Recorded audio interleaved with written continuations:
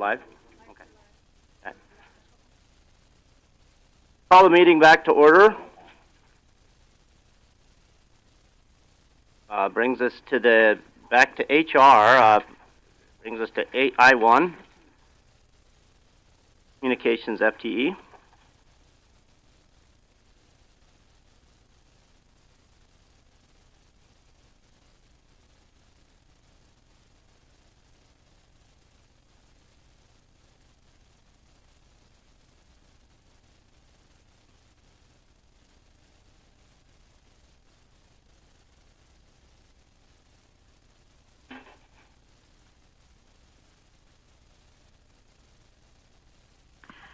Deborah Branzard, Meade County HR, and I am here. I thought Pat was going to be here today, and JJ, I don't know, are you representing communications? Okay. JJ will be here as well, representing communications.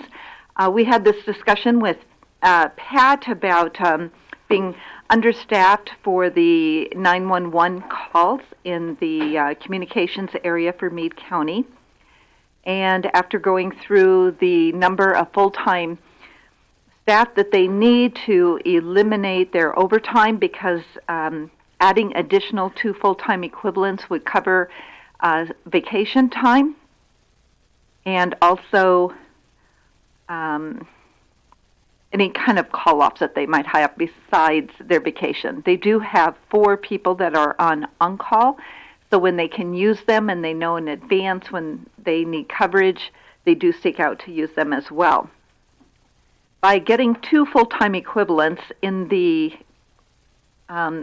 operator area only, just taking phone calls, this allows Kathy, the supervisor, to spend more time going through calls and the paperwork and documents that she needs to do, plus scheduling time. And then also we have 1 person that is a senior communications operator. And then that would be 6 or 8 full-time operators, so we have 2 on per shift. This would utilize the coverage that would be available is 18,720 hours. And leaving 1,200 of those hours for vacation, sick, and training. You have anything else, JJ, you would like to add? Yeah, as you know, we've had discussions regarding the staffing situation in the communications center. I wish that I could tell you that adding these 2 FTEs was going to fix it, but right now we have a resignation on the table from 1 employee. We had 1 recent that left last month, and we're going to have a grand total of 4 resignations likely in the next, within the 2 months. We're expecting 2 more. So it's a challenge, getting people trained, getting them up to speed, and allowing them to be able to work independently at a monitor station is a challenge.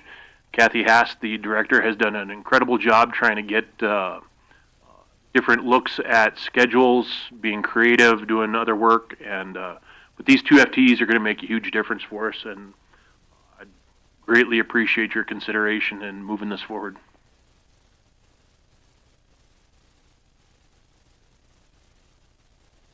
So, on the auditor's report this time, we had about $94,000 in overtime for last year, or for this year currently, and I'm assuming that I don't know the breakout for the hours for the staff, but I know that the staff has done a fantastic job, and there's a lot of people in there that are getting a lot of extra hours.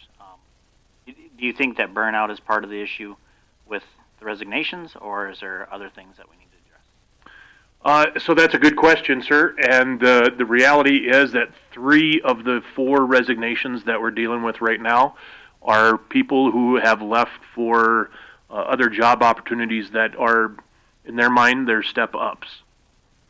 They're moving on to bigger and better things. 1 employee had been studying for a while to become an analyst.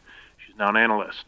1 has been trying to become a law enforcement officer, and he has a offer on the table.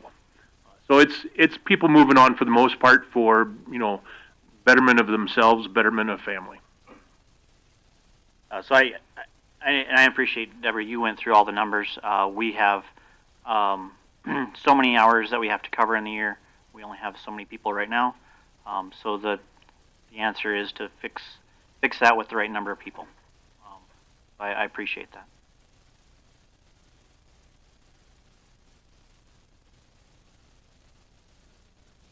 I probably should not be saying this off the cuff, but I have always been opposed to multi-county dispatch centers unless the hub of that dispatch center was in Meade County. For instance, when we looked at Butte County, and I see Talbot is now smiling, but you know, if we continue to have such staffing problems, it might send us to exploring other options. Well, You and I both know the 911 board is all for that, and like I said, I've always been very much opposed, but at the same time, if we're that bad of a place to work for, maybe we need to consider other things. well, as you know, in our previous conversations, there is the 911 surcharge has gone up from $1.25 to $2. Yeah. So there is more budget money coming in for the dispatch center, but that was all linked very closely to examinations of consolidation. Mm-hmm. We are in the middle of a consolidation survey with the rest of the state. A lot of work is being done to examine what the benefits of consolidation can be, what they're not. And yeah, there's a number of questions out there to be answered, including a lot of people on local control issues, especially with some of these centers that have farmed out, where who gets to call the shots on where that center is going to be. So absolutely, there's other things on the table, and we do have to keep our eyes open for everything. And we also know that $2 surcharge, although I've rarely seen the legislature ever pull anything back, but it seems to me like it is just for 2 years. You know, I'd really hate to have to see our dispatchers have to travel to another community.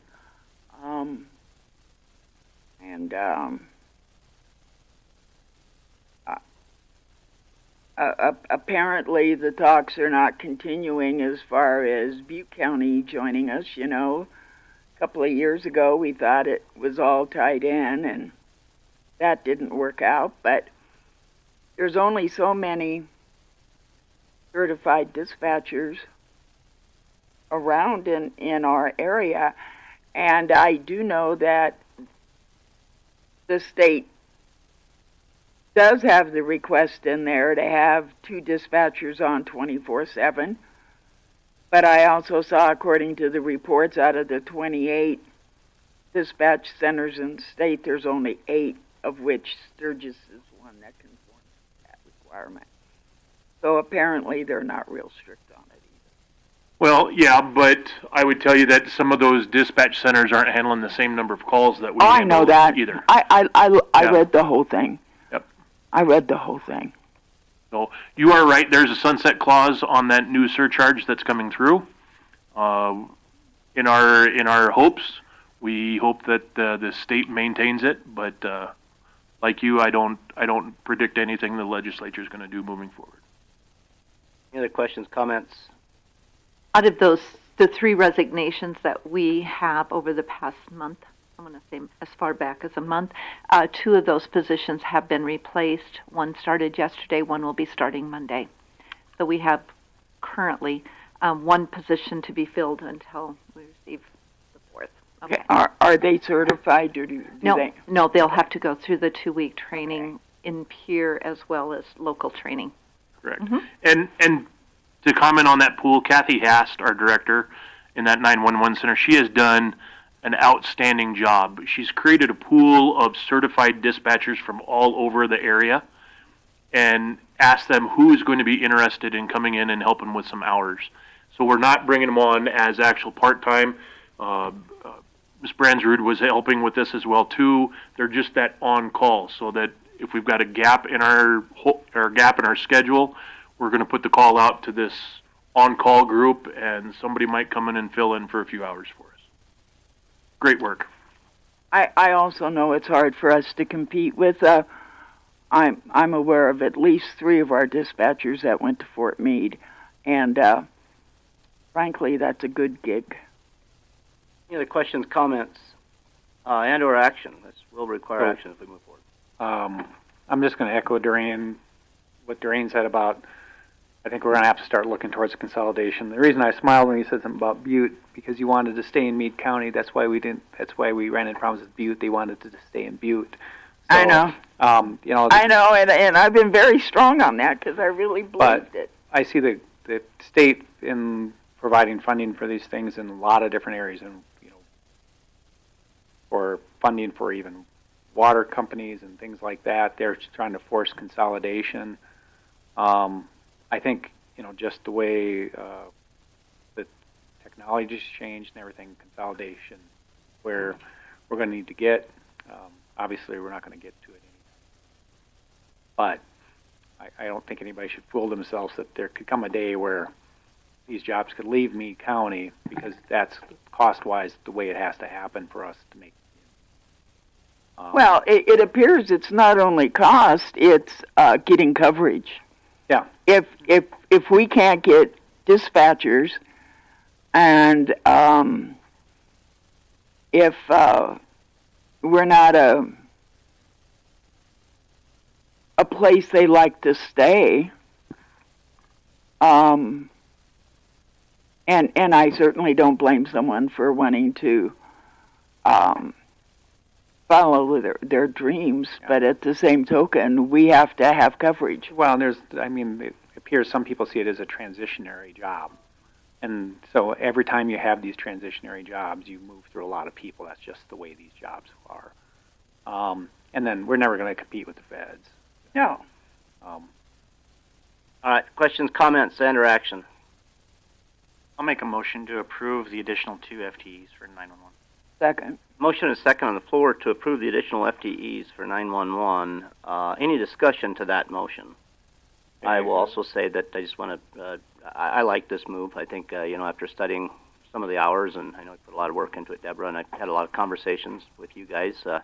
I hope this will take, I've done some other research, and it seems like this is a number we need to hit. And hopefully it does cut back on some of the overtime. Hopefully it cuts back on some of the burnout. Go forward. So I'll support this motion. Any other discussion to the motion? Yeah, so part of the reason to do this is to try to cut back on the overtime. So we're going to need to monitor that. It gets a little funky in our budget because you have your payroll and overtime's taken from someplace else. I kind of think we want to look at that as a whole. Obviously, if you've got people and you're going to have transition time, it's going to take some time. But it'd be nice that if it's not a full hit at this number. I did notify the city of Sturgis that they would probably be seeing an increase in their costs for dispatch, and I would assume you will also let the others know there could be some change in their budgets. Correct. Any other discussion to the motion? Hearing none, all those in favor of the motion to approve this, say aye. Aye. Opposed, same sign. Carries. Brings us back to Human Resources I-2 on the leave policy. I have closed public testimony, so therefore it's just going to be commission discussion, questions, and/or action on this. Here.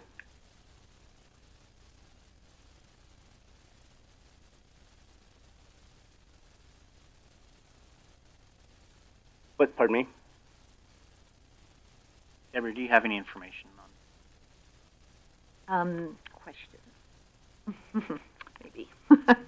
I have some thoughts, but I don't know about questions at this point. I think one of the concerns that is real, and we've kind of talked about before together, is that 2-week period of someone that may need short-term disability covering those 2 weeks. There's, a couple ideas and workarounds around that. That's something we should look at, maybe revisit. That's one of mine. How many hours do we have left in our sick bank? I don't know, Doreen. I would have to go back and check what's in there. There has been no sick bank donation since I've been here. No, so that's nearly 3 years. The union reps for both sheriff and highway were up this morning, and they mentioned the 30-day notice portion. What is the union negotiation? Well, they don't write our sick policies, our sick leave, or vacation policy, but at this time we have forwarded James' comment or his email to our HR attorney, and just waiting for her to return a response. We don't have an answer back from her yet. No, I just checked before I came in here.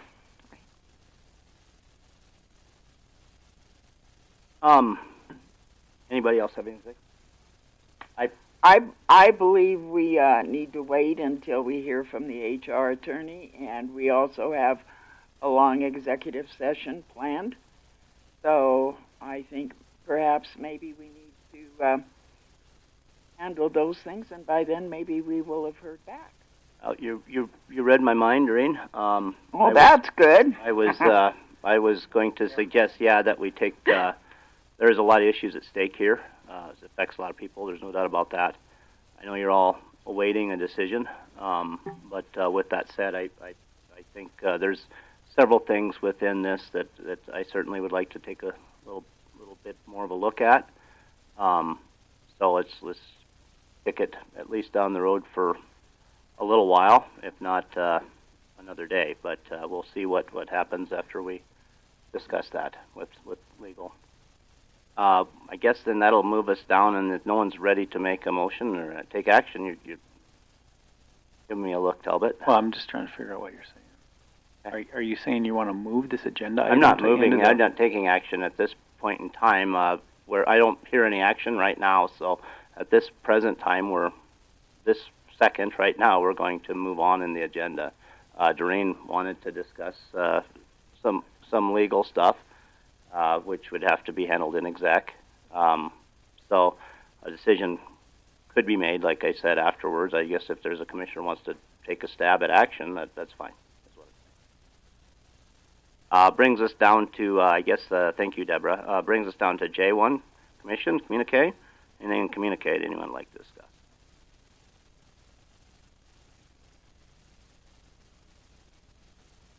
There's nothing in there for action. Let's bring those down to the consent calendar. On the consent, anyone would like to discuss and/or action? I'll move to approve the consent calendar. I'll second. Motion and second to approve the consent calendar. Any discussion to that motion? Hearing none, all those in favor say aye. Aye. Aye. Opposed, same sign. Down to executive session.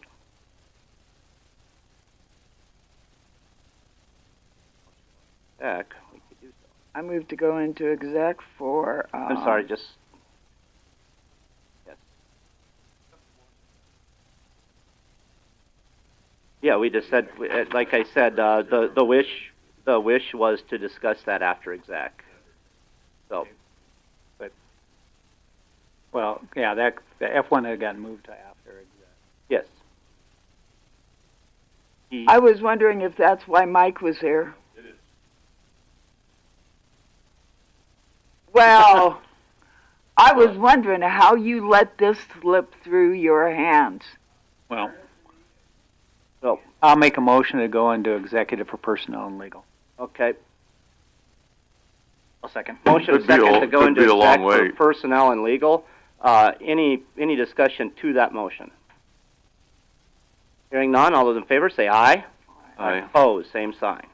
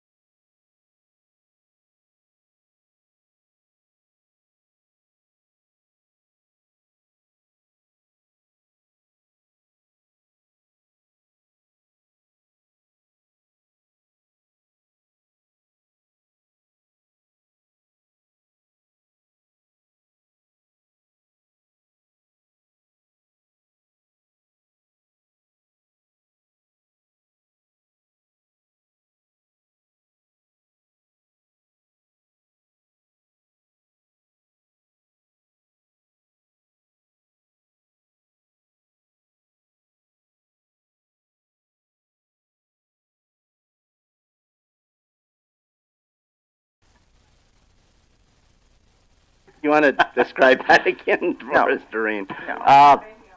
What's that? Okay. No. Motion to come out of exec. Are you kidding me? Mine? Motion to come out of exec. Mics are also live now. I'll make a motion to come out of exec. Thank God. All right, Has anybody I think ever looked I at got a us? motion. Do I have a second? yeah, I'll second it. Sorry if there's something. Motion second, come out of exec, discussion that motion. Hearing none, all those in favor say aye. Aye. Opposed, Aye. same sign. Let's go back up to, we're jumping around, this is fun. F1, liquor license renewals. It was, we said we wanted to handle that after exec, and here we are after exec. There we have one issue on, and that's to the choice to either continue or not a hearing. So this is on the documentation. Did we get any? Have we seen anything? I have received a application from Mr. Strain, who actually technically does not represent Dixie Feed and Holdings, and a check. But he doesn't represent them. He says he hasn't for 3 years, but they Yes. called him immediately today and said, will you please go do this? But Okay. since they hadn't paid before our meeting, it'd be tough to approve, but we could continue it, I would say. That's just my I suggestion. agree. I don't think that. I mean, we could not approve anything today. And I have not verified that taxes are paid. Yeah. So I did previously make a motion to continue, and May, this is may I also Yes. say that I did text Mr. Strain at his request to let him know that you were coming out of exec, and he does plan to come. okay. All right. Well, we can. I've got. We got a couple of minutes. We want to let Mike put some record here. Public notices we got. Sure. Case. Sure, yep. Now, to communicate the commission, there's a notice of a public hearing on voluntary. I just want to point out, I don't know what they're actually doing here. It was filed by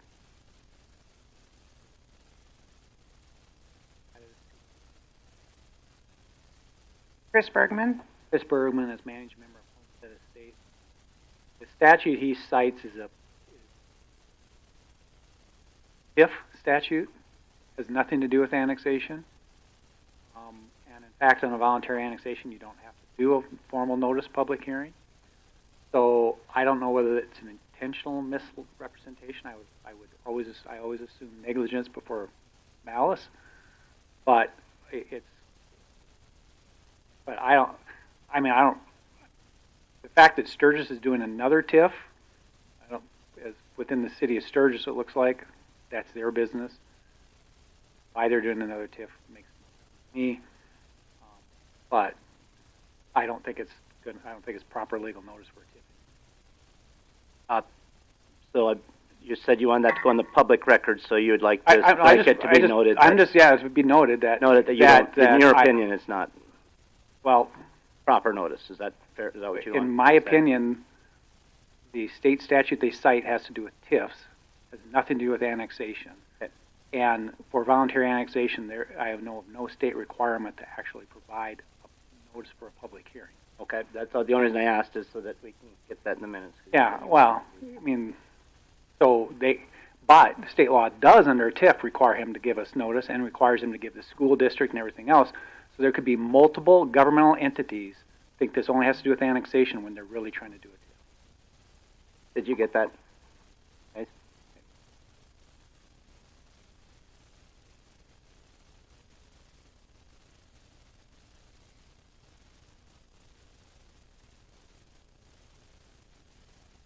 Voluntary annexations.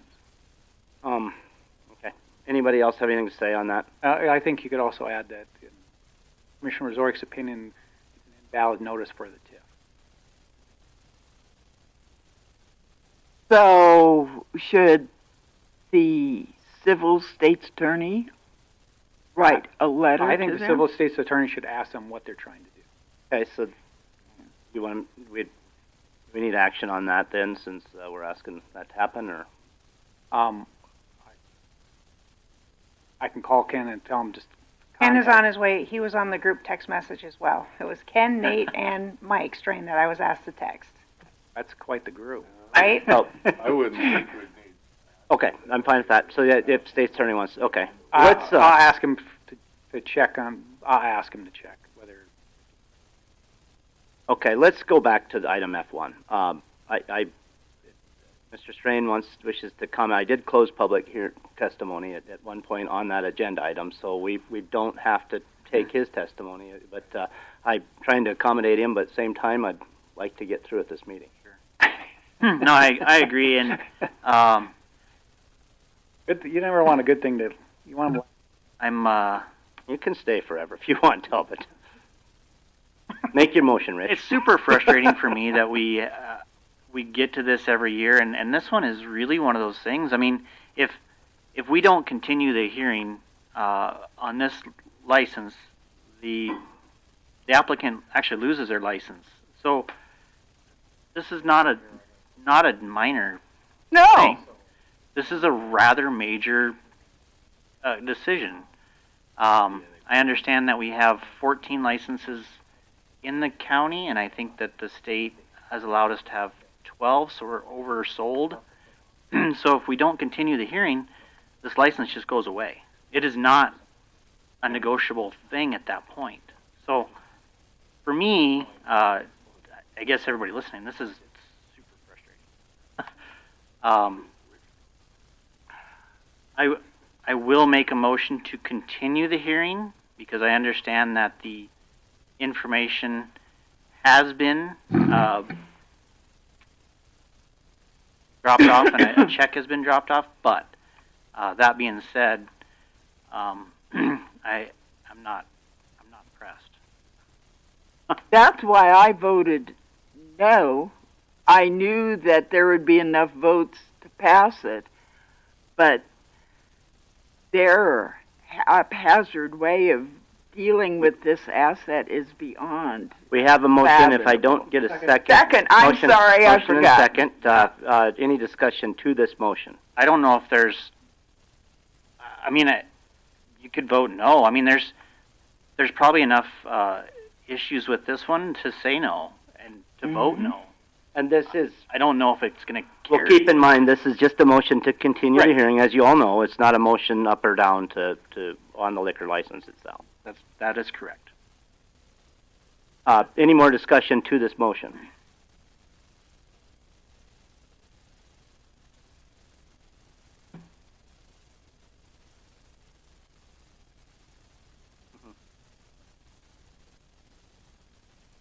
That's not our obligation to make sure. I did ask Mr. Strain if he told or asked his client or whoever he's representing if they put a reminder in their phone for every day of October until they submit an application moving forward. Yeah, I will agree with everything said. It does get year after year. It seems to be some of the same players, and it gets a little bit frustrating. And like I said, it's not.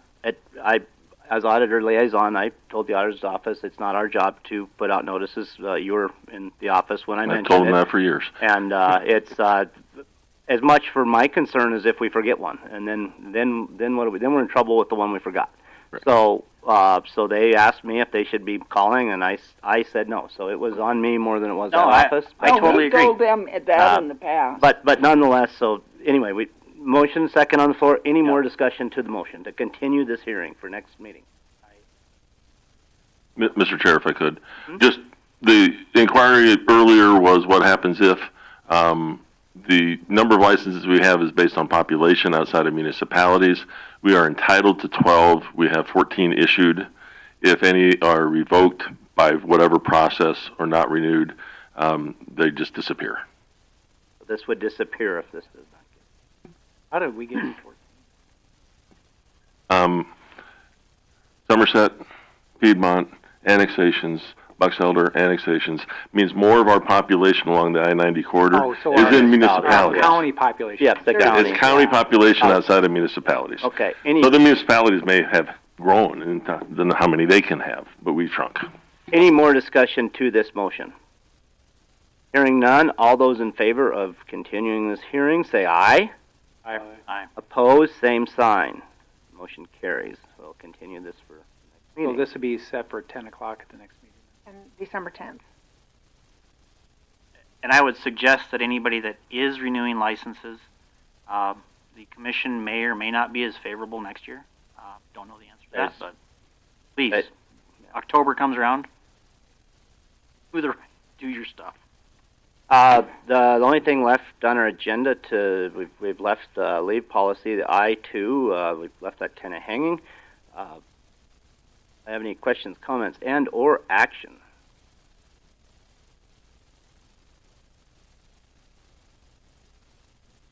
So, I'm going to make a motion to continue the discussion on the 10th meeting. The fact that got to follow up a couple things that are questions that were raised in the meeting, then a couple other items I'd like to follow. I'll second that, and I'd like to thank everybody that did show up today to discuss and show support or distaste. Either way is always beneficial for everybody. I'll just chime in. Yeah, I guess so the motion would be to place this on the agenda. So I mean, it's essentially, yeah, we can. So the motion is to place this on the agenda. Motion second. Do I have any other discussion? I got a few words to add, but any other discussion? And yeah, I want to thank everyone that came. We kept everything civil. There's some things that was brought up today that I want to certainly take a look at and consider. And yes, next meeting, if this passes, and I assume it will, I'm going to limit conversation on this to 15 minutes before this subject. I felt we did a good job of listening to everybody and letting everyone have their say on this, but I'm going to keep it to 15 minutes for public discussion next time. So it went long today, and it needed to. But I think next time you can email me and call me, but the discussion in this room will be limited to 15 minutes. So, motion and second on the floor to continue this next meeting. Any discussion to that motion? Hearing none, all those in favor say aye. Aye. Opposed, same sign. Motion carries. It looks like we have concluded all of our business and our agenda, and I declare us adjourned.